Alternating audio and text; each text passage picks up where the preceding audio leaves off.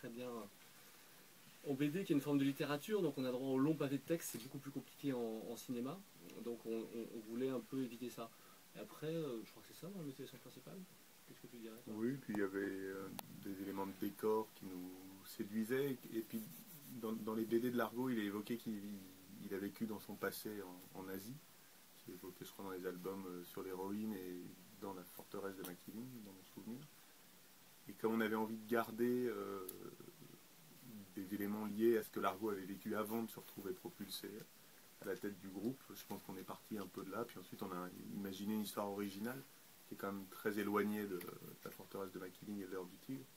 Mais à la base, je pense que c'était ces deux éléments, le décor et le passé asiatique. Le premier est sorti, on était un peu effondrés parce que juste avant la sortie, il y a eu la crise économique. Et pour le coup, qu'on n'a pas pu appréhender, hein, parce que si les mecs sont chargés d'appréhender ça, ils ne l'avaient pas appréhendé, nous, forcément, on ne l'avait pas appréhendé non plus. Donc ça nous avait un peu miné à l'époque. Et bon, finalement, c'était pas si mal passé, mais non, on y a pensé à un moment donné, puis en fait, non. Le truc, c'est quand on écrit, il n'y a pas non plus forcément de réflexion comme ce qui va nous servir, nous desservir. Il y a quand même, quand on commence à écrire un scénario, c'est long, c'est difficile, il y a une notion de plaisir, quoi, et de ce qui nous amuse, qui nous intéresse. On se dit pas, ça va marcher ou pas marcher, on se dit, tiens, qu'est-ce qu'on a envie, on part sur une idée, on dit, ah tiens, ça peut être marrant, puis on tire des fils comme ça. Bah, si ça s'était intégré parfaitement à l'histoire qu'on voulait raconter, on l'aurait évidemment fait parce qu'on s'est posé la question, on a essayé de... Mais en fait, ça se greffait pas forcément bien sur le récit. Donc L'arpunch quoi? Non, mais je pense que toute la difficulté de l'Argo, c'est ça, c'est que à la fois c'est un film d'aventure, de l'action, c'est ce que les gens attendent, donc il y a un côté entertainment pour prendre un mot anglais. Et en même temps, comme c'est un héros au départ où il y a un fond financier, c'est super dur de rester quand même à peu près fidèle au fait que c'est un héros. Ce que je disais souvent, c'est qu'en fait James Bond c'est un héros qui est issu de la guerre froide, et Largo au fond c'est un héros qui est issu du capitalisme triomphant. Donc c'est difficile de garder cette spécificité-là, c'est-à-dire ce lien avec le capitalisme, sans être supra-chiant dans un film où quand même on est obligé d'éviter les tartines de texte et d'explications. Après, on garde un lien avec des événements d'actualité ou réels, par exemple. Les rapports entre certains grands groupes internationaux et le régime birman et des affaires qui ont pu avoir lieu, ça c'est une réalité. Là c'est fictionné évidemment dans le film, mais ça s'inspire de certaines choses réelles. Et de ce que j'avais envie de raconter, j'en avais eu un peu trop dans le premier à filmer. C'est aussi con que ça. En fait le truc c'est que quand on sort un film comme ça, et souvent quand on se retrouve face aux journalistes, et je pense qu'on a une frustration quand on fait la promo qui est que les journalistes ils nous voient arriver comme si on arrivait et qu'on avait fait un truc marketé. C'est vrai que les Américains ils ont un marketing qui est super efficace et tout. Quand on se met à écrire le scénario, quand on fait le film, évidemment que c'est un film qui coûte cher et que donc on fait attention et qu'on sait que c'est un film qui doit avoir un public large parce que sinon c'est comme si on braquait une banque, on va voler les gens qui nous ont permis de faire le film.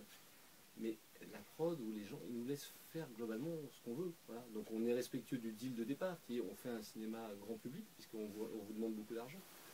Mais on n'est pas dans le marketing non plus à outrance, c'est un truc de goût qui nous est propre et ensuite voilà, ça va juste, il y a Stan le monteur qui passait ce qu'il y avait de la lumière, qui n'était pas prévu. Bonjour. Donc ça va du scénario au montage, que c'est les deux bouts finalement du travail. Il y a un truc de goût. Voilà. On n'est pas dans une logique de qu'est-ce qui va marcher ou pas. On est dans ce qui nous amuse ou pas. Ça dure tellement longtemps d'écrire un scénario comme ça dure quand même un an. Nous on est lent en plus. Une bonne année. Après moi je tourne, ça fait 6 mois, après c'est je sais pas comment ça fait, 6 mois de montage derrière le tourne, 6 mois de post-prod derrière le montage, un peu plus, ouais, 6 mois.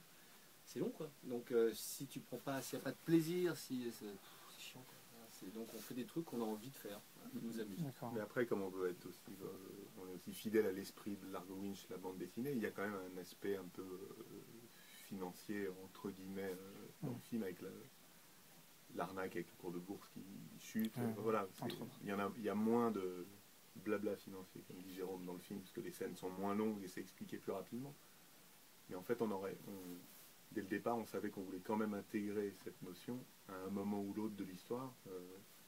Parce que c'est respectueux de l'esprit Largo Winch. Voilà. Ça c'est pareil, c'est un truc de contrat avec le public aussi, je pense. On ne peut pas non plus arriver avec une BD. D'ailleurs, en fait, Jean Vorin et Philippe Franck, je pense que d'ailleurs l'œil du tigre et Makiling, je crois que c'est le diptyque qui a le moins marché, d'ailleurs je crois, de mémoire.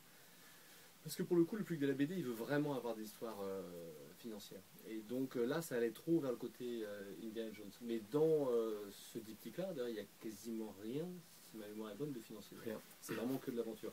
Et moi, j'ai l'impression que si on faisait un film comme ça avec que de l'aventure, oui, on respecterait pas vraiment le coup le contrat avec le public, quoi. C'est pas du tout un coup marketing. Sharon Stone, mais moi, j'ai même hésité. Enfin, Julien et on en a parlé ensemble. On s'est dit que ça pouvait même être ressenti comme négatif. Sharon, en fait, on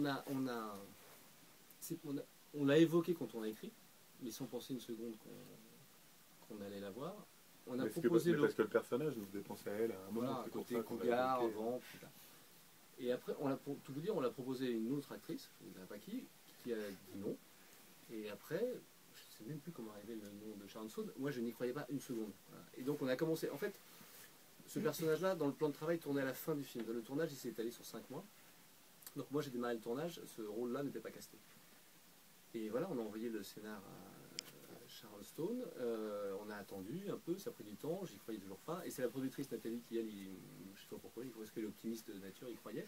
Et on a attendu. Et voilà. Et à un moment donné, elle a dit oui, mais j'aurais pas misé, enfin on en a parlé ensemble à l'époque, j'aurais pas misé 10 francs là-dessus. Surtout que le franc. Surtout que le franc, c'est pas bon, 10 euros. Parce que ça me paraissait beaucoup, non, j'ai dit 10, pas très financier. 10 euros. Je suis pas bon en financement. Donc voilà, et après, bah, voilà, quand Sharon Stone dit oui et qu'elle a envie de venir, bah, on est content. Mais en n'étant pas dupe du fait que, mais même dans la promotion d'ailleurs, c'est un truc qui joue à double. À la fois ça nous sert dans la promotion et je sais aussi que par rapport à certains publics ça peut nous desservir parce qu'on en fait trop, ça fait trop de bruit autour d'un personnage qui reste secondaire. Mais voilà, ça c'est le jeu aussi. Mais en plus c'était agréable, en l'occurrence travailler avec elle, il n'y a pas du tout la lourdeur qu'on pourrait soupçonner.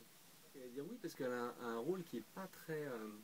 c'est pas le genre de rôle qui est facile à caster parce que justement elle a un rôle où elle balance beaucoup d'explications. Elle a un rôle qui est moteur, mais quand on regarde bien, à part les deux premières scènes, la première scène où elle apparaît, il y a un petit truc de comédie avec le mec qui se barre, et la scène un peu séduction interrogatoire avec Largo. Après, elle sert beaucoup à balancer énormément d'informations, ce qui est très chiant pour un acteur, c'est pas le truc le plus valorisant. Donc moi c'est aussi pour ça que je pensais pas qu'elle accepterait. Après je pense qu'elle s'est dit, voilà, ce rôle, c'est ce que j'ai déjà raconté pour le coup en promo, donc là je vais vous resservir le même truc, mais ce qui est la vérité, c'est que je pense qu'elle a dit oui parce que juste c'était un moment où elle avait envie de retravailler, qu'elle n'avait pas forcément envie de retravailler sur un plateau américain, que ça implique de pression, de lourdeur, et que ça lui allait très bien de venir travailler avec nous dans une ambiance, voilà, qu'on peut décrire comme plus familiale quand même, voilà, par rapport à si elle allait faire un blockbuster chez Universal ou un truc comme ça. C'est un vrai problème le marché américain parce que c'est, je sais pas si, en fait j'en sais rien aujourd'hui, c'est ce que ça va changer par rapport à Sharon Stone. Je pense que ça dépendra aussi des résultats en France. Quand on sort en Russie juste 10 jours après la France, donc tout le monde va observer ça aussi un petit peu. Ils vont observer combien on fait d'entrées en France, combien on fait d'entrées en Russie. Donc les distributeurs étrangers, ils regardent ce genre de résultats. Les Américains, dans un premier temps, le réflexe c'est d'acheter les remakes. Ouais. Nous, on a refusé de le vendre pour les raisons dont on a parlé la dernière fois. Je pense que, moi, à mon avis, je suis assez pessimiste dans le sens où les Américains ne supportant pas de voir les films ni sous-titrés ni doublés, enfin, le public américain qui est susceptible d'aller voir ce genre de film, c'est-à-dire le grand public, si vous faites la môme, si vous faites des films qu'eux considèrent comme des films à réessai quasiment, ça ne les dérange pas. Sur ce genre de films, ils savent les faire, ils savent très bien les faire, ils les font avec leurs acteurs qui sont connus. Sharon, voilà, aujourd'hui, c'est pas quelqu'un sur qui on monte un film aux États-Unis. Donc non, moi j'y crois pas. Après, je peux avoir une bonne surprise. Hein. La preuve, je croyais pas à Sharon Stone, mais on a une bonne surprise. Donc, voilà, étant d'un naturel pessimiste, lucide voire pessimiste, je pense qu'on aura exactement le même problème. Je pense qu'on peut sortir dans le monde entier, mais je pense qu'aux États-Unis, on ne galérera toujours. J'étais pas super content de l'expérience sur le 1, ou surtout avec un groupe, c'était pas vraiment ce que je souhaitais. Enfin bon, j'avais pas trop suivi le dossier. Et voilà, donc là, c'est moi qui ai choisi la chanson, et je voulais faire une reprise de ce morceau. Et je trouvais pas l'idée, et voilà, Susanna, qui est là derrière, travaille chez Wellbush, le distributeur, m'a proposé 2-3 groupes. Voilà, il y avait Puggy que j'ai trouvé vachement bien. J'avais déjà entendu, en fait j'avais vu chez Taratata.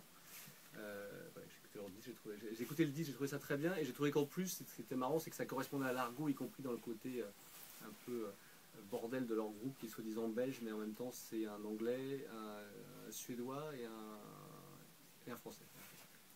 Moi, l'idée c'était d'essayer de corriger tout ce qu'on aimait moins, tout ce qu'on aimait